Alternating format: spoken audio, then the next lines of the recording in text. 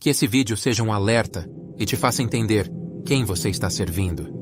O Senhor Jesus disse em Mateus 6, versículo 24: Ninguém pode servir a dois senhores, pois odiará a um e amará o outro, ou se dedicará a um e desprezará o outro.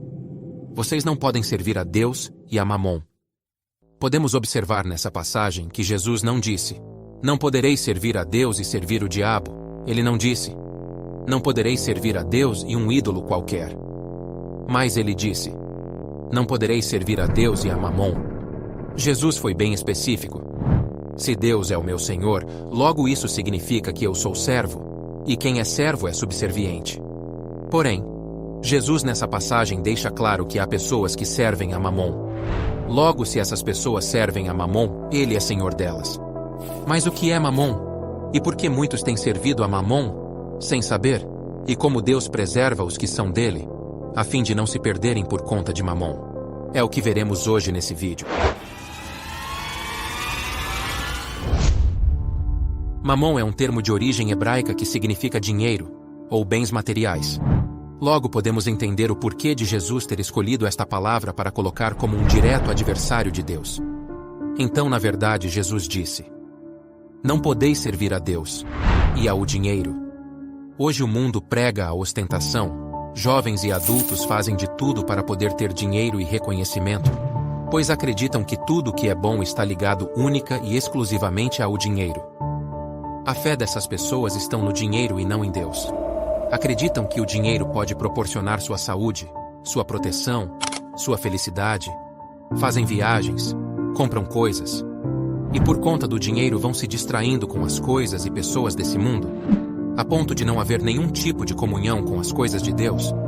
Não tem tempo para Deus, pois estão aproveitando tudo o que o dinheiro pode proporcionar. São pessoas materialistas e não espirituais. Podemos notar que Mamon é uma das principais armas do diabo para afastar as pessoas de Deus. Pelo dinheiro, vemos todos os dias coisas absurdas que as pessoas são capazes de fazer. Por dinheiro, as pessoas mentem, roubam, fazem programas, perdem amigos, brigam com a família, vendem a própria alma, comprometem sua integridade, enganam, armam esquemas, descuidam da família, fazem inimigos, deixam a igreja, criticam o pastor, se tornam pastores ou pastoras, fazem dívidas, adiam o casamento, trocam de parceiros, fraudam o cliente, roubam o patrão, exploram os funcionários, fazem promessas aos eleitores que nunca cumprirão. Como vemos, as pessoas realmente têm servido a Mamon.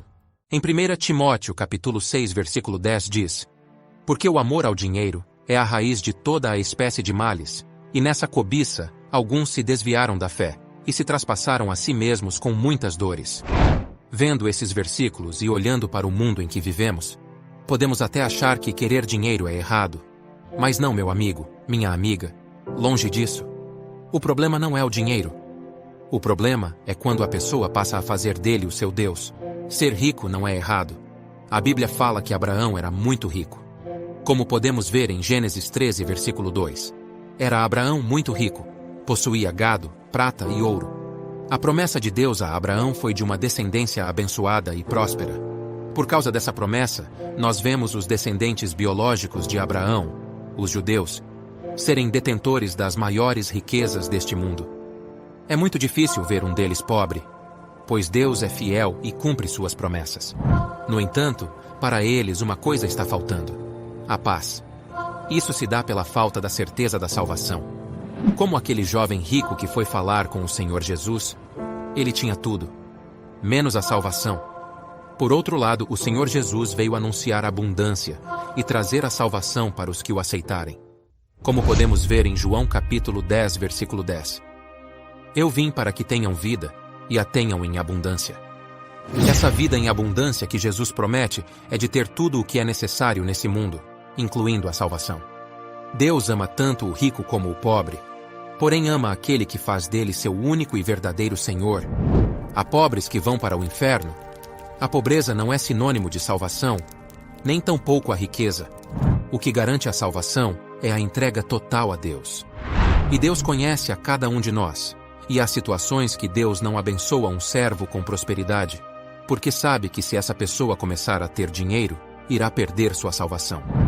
Deus é Pai, e nenhum pai dá ao filho aquilo que ele não está preparado para receber.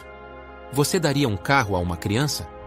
Talvez você ainda não tenha prosperado porque é imaturo na fé e com dinheiro você poderia se perder. Também há situações onde a pessoa é serva de Deus e conseguiu muita prosperidade. Porém, veio um deserto na vida dessa pessoa e ela acabou perdendo tudo e ficando na miséria. Deus permite esse tipo de situação para aquelas pessoas que acabaram perdendo o primeiro amor por conta de terem ficado prósperas.